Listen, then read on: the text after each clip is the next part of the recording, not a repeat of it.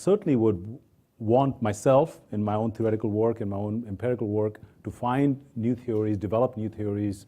But at the same time, I feel that as a discipline, we need to do more of the latter, which is taking care of what we actually been able to accomplish.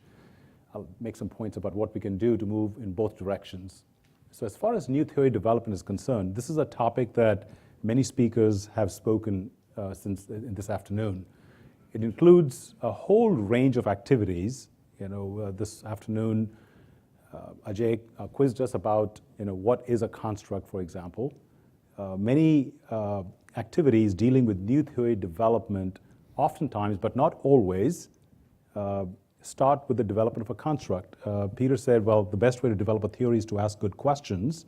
That could be a starting point. But for many researchers, when you're trying to grapple with a phenomenon, as researchers, we think about constructs that could help perhaps add some parsimony, some explanation perhaps over a period of time. So the first step for a lot of researchers is to think about the construct. And a good example of this would be Ajay's own work, on market orientation, for example. I mean, you took 30 years, 40 years, of writings on the area of marketing concept, for example, and you sort of introduced this new construct that added a new vocabulary for marketing researchers that has led to a very, very rich research stream, empirical and theoretical, on the topic of market orientation.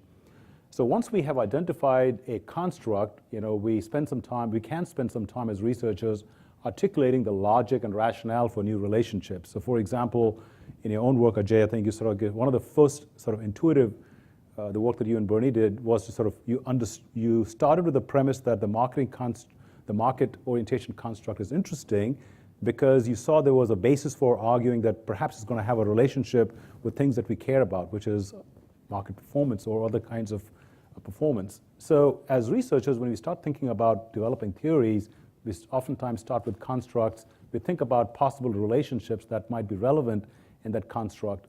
We can start developing new nomological networks of constructs. As our understanding becomes richer, we can go beyond the bivariate and start thinking about additional constructs that might be relevant in that context. And the last point really is, although there's no particular sequence in these points, I think oftentimes our work in developing a new theory might actually be, oftentimes can be our interest in understanding a new phenomenon, whether it could be an existing phenomenon, or it could be an emerging phenomenon, or in fact, it could even be an unobserved phenomenon. All the interest in big data these days, for example, I oftentimes wonder whether big data, for instance, can lead to big discoveries. That's an underlying assumption sometimes, that big data will lead to big discoveries, but big data, by definition, is data that some phenomenon has already manifested itself in those numbers, and therefore, by definition, you'll be limited if a certain phenomenon has not manifested itself. I believe that when we develop new theories, our focus should be certainly on existing and emerging phenomenon, but at the same time, really thinking about things that have not yet happened. What sort of constructs perhaps might be relevant in providing some structure, some understanding of those types of phenomenon. So this is a topic that many speakers this afternoon have spoken about. I would like to spend a little bit more time talking about theory maintenance. Let me describe briefly what I mean by that, and I'd like to kind of then, in my next slide, talk a little bit more details about some of these underlying components of theory maintenance. So theory maintenance, something that I feel we don't do as much of, really involves activities that you could consider quite boring activities, but activities that are absolutely important, absolutely essential, for maintaining what we actually been able to accomplish. So an examination of assumptions. Ajay, you mentioned in your talk that a hallmark of a theory is an explicit statement of assumptions, and oftentimes we don't really spend as much time in a field systematically looking at the inventory of assumptions that either implicitly or explicitly have entered into our discourse. So that would be an example of theory maintenance that I believe can lead to some very good results for simplifying and providing more structure to an existing argument, for example, that has been made. A critical examination of existing extant constructs. I know you've heard this criticism from other colleagues perhaps.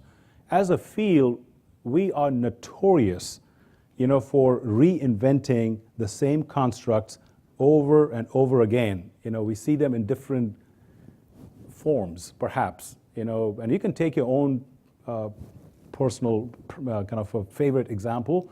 You can take satisfaction, which is a very, very rich area. You'll find multitude of definitions, for example, that authors have proposed. And so the domain of the construct starts overlapping, and there's very little work that is done by us as a body as a community of researchers to really take stock really of what the domain, either explicitly or implicitly, a particular set of constructs might have. That would really fall in the domain of theory maintenance. The same sort of arguments could be applied to the underlying assessment, the underlying rationale or logic, for example, that might apply to certain relationships, certain gaps, for example, that have been identified in the literature that may be real or may be fictional, adding new constructs to an existing nomological network of constructs, and simplifying the structure. In the interest of time, I will not talk about the last 3 points, I think, that I mentioned here. But my main contention here is that you start with the building blocks of theory that many speakers have talked about: constructs, relationships, nomological networks. What I'm advocating is a commitment by us as a community of scholars to take a magnifying glass, on each and every component a little bit more carefully and spend some time maintaining, critiquing the different components of various theoretical structures that have been proposed. This type of activity, in my opinion, is not done to the extent that there's some of the other activities dealing with new theory development. And partly it happens because the reviewers, I know they're an easy scapegoat. Everybody can criticize reviewers. So I'm not saying that, that new theories are difficult to develop, but one of the most commonly used phrases for rejecting papers as far as theoretical work would be concerned would be say, what is new here? That's fine, but what if we are trying to take care of what we have accomplished? And maybe from those activities, new significant advances would happen, but I would be completely happy with a paper that does some maintenance of an existing theory and sets the groundwork for some other people to pick up and develop some significantly, substantially new ideas that might stem from that.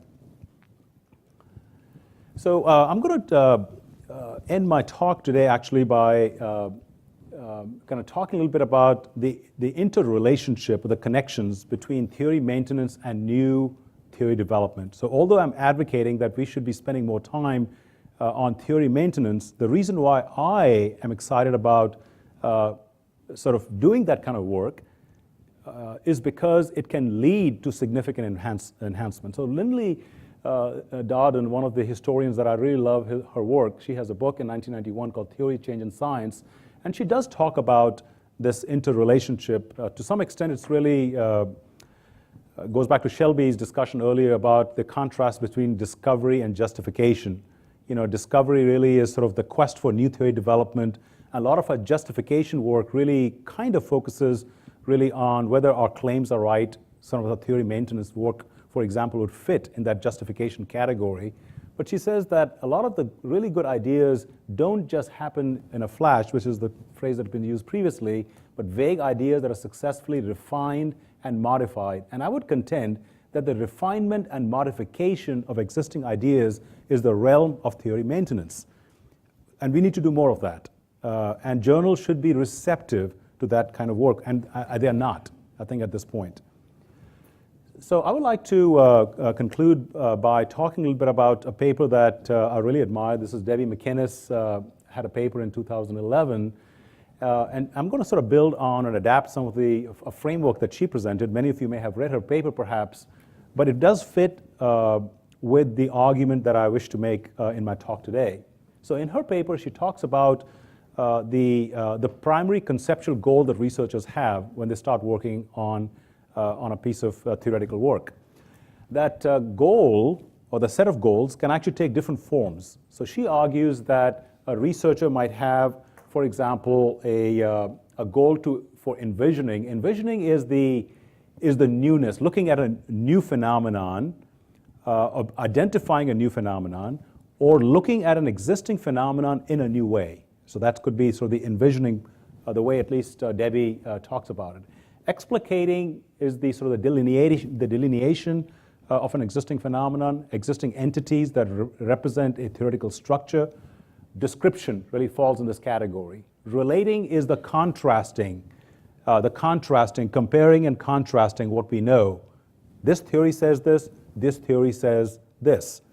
Dave was saying that some of the best papers really are about sort of pitting theories against each other. A lot of the relating type of conceptual goal would fit that type of activity. Debating, that sort of really relates to disagreeing, taking issue with certain types of assumptions that perhaps some other researchers might have made in their work. She also then talks about the different levels. That goes back to Ajay's presentation earlier. I think that could involve, for example, constructs. It can involve relationships. It can involve procedures to some extent, and also the domain at the discipline level, or perhaps at even a more aggregate level of scientific inquiry.